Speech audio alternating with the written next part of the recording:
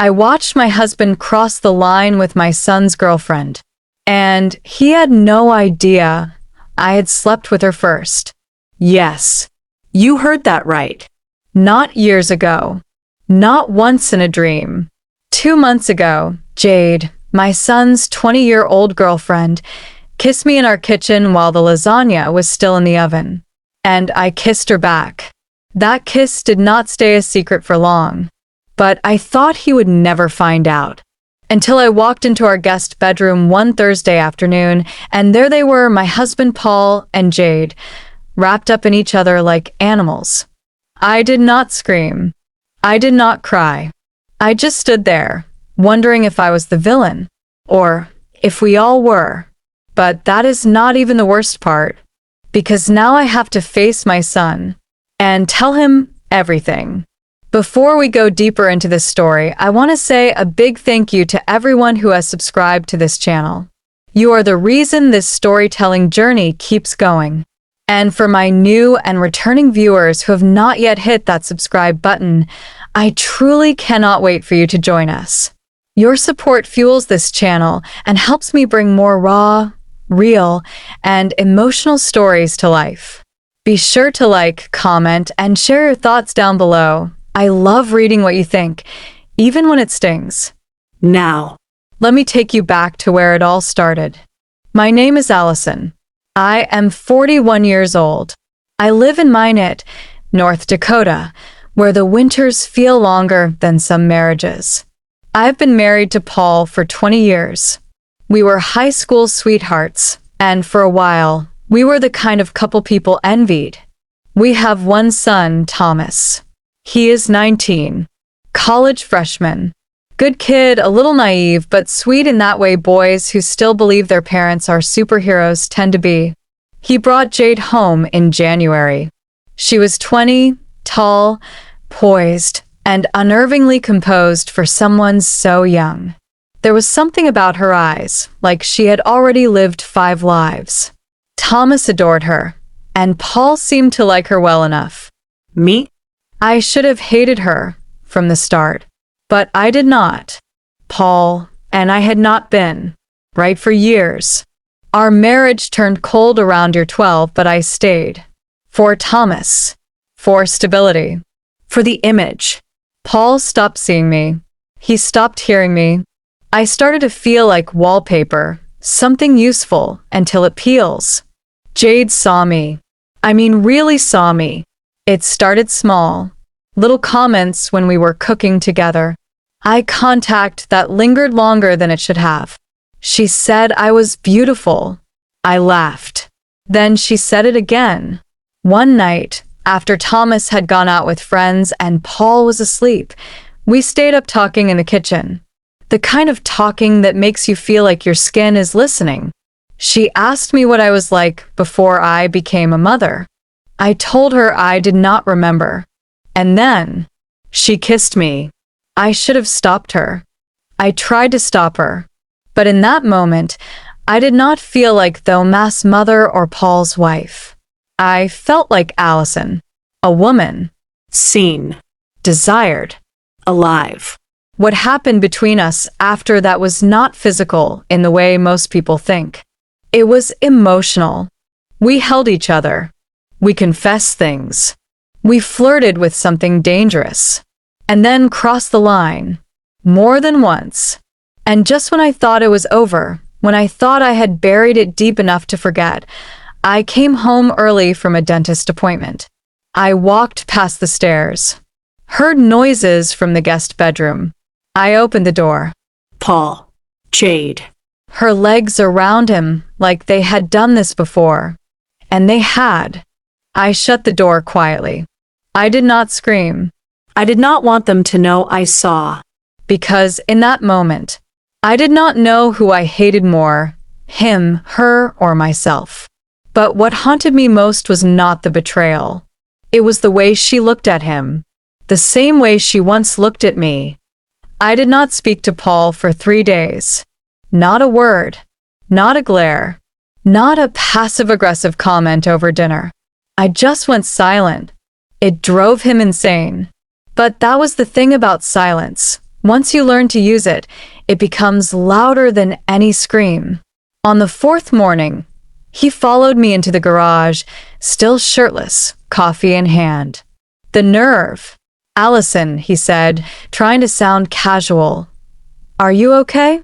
I looked at him and asked the question I had been tasting like blood in my mouth. "How long has it been going on with Jade?" He froze, eyes wide. No defense, just guilt, raw and obvious. You know? I laughed. I laughed so hard my ribs ached. I wanted to scream. "I knew before you ever touched her." But I did not. Not yet. He admitted they had been sneaking around for nearly a month. Mostly when I was at work or when Thomas was out with friends. Hotel rooms. Empty parking lots. The guest bedroom on days he worked from home. He sounded ashamed, but not enough. "She came on to me," he said. "She said she was unhappy with Thomas. That she needed something more." I stood there, quiet again, because in a way, she had said the same thing to me. Jade was not stupid. She knew exactly how to play both sides of the family. She knew how to touch a wound and make it feel like healing. Paul looked me in the eye then and said something that made me feel sick. "Allison, I think she might be in love with me." I wanted to slap him, not because he believed it, but because I had believed it too. Flashback to a night just a few weeks before. The fireplace was on. Paul and Thomas were out. Jade and I had wine. She leaned into me and whispered, "I think you are the most beautiful woman I have ever met." It was not lust. Not entirely. It was obsession, dressed up as affection. That was the night I told her it had to stop. She smiled, like she knew I would come back to her. I did not, but Paul did. I stared at my husband, the father of my child, and realized something brutal. We had both been seduced by the same person. Not just seduced, manipulated. "I need to tell you something," I said to him, voice trembling. He nodded, but the words never came. Not yet, because if I told him what I did, then everything, our son, our marriage, our lives, would explode in ways we could never undo. The next time Jade came over, she smiled at me like nothing had happened, like she had not detonated a bomb inside my home. She kissed Thomas like a loyal girlfriend. She hugged Paul a second too long, and then she turned to me and winked.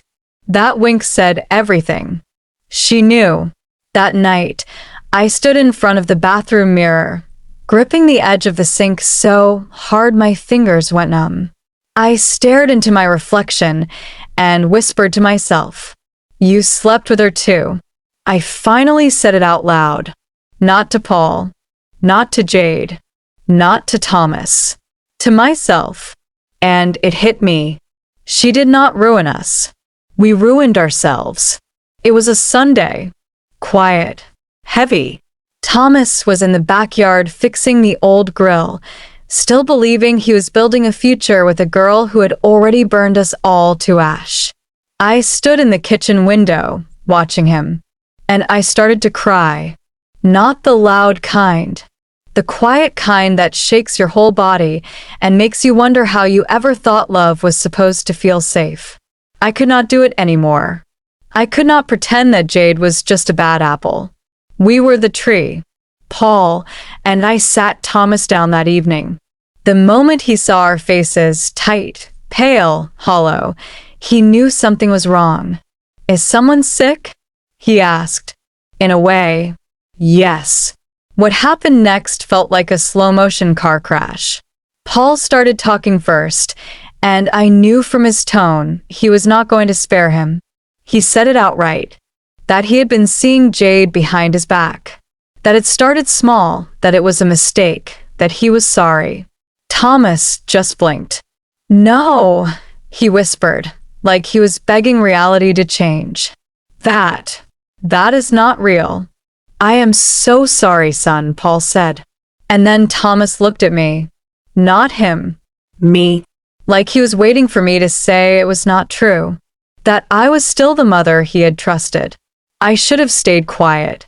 But I did not. I slept with her too. The silence that followed was a kind I had never known. It was not just quiet, it was hollow. Like the room had been scooped out and we were sitting inside an echo.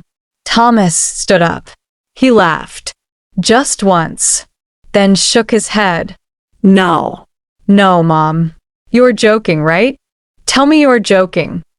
I could not. Because it was not a joke. It was our truth. Ugly. Messy. Human. He stormed out of the house that night. Has not answered my calls since. Paul says he will come around. That he is just hurt. But I know my son. And I know that some wounds never scab over. They just bleed slower. Days passed. Then weeks. Paul and I barely spoke. Every room we entered together felt like a crime scene. We both had blood on our hands, but neither of us could figure out who was the bigger traitor. Then Jade texted me. I am sorry. I never meant for it to go this far. I stared at the screen, heart thudding. She had gotten what she wanted, attention, control, maybe even some twisted form of affection. But she left something behind, a broken family. And I let her. I have thought about what I would say to Thomas if I ever get the chance. Maybe something like this. I am sorry. I failed you.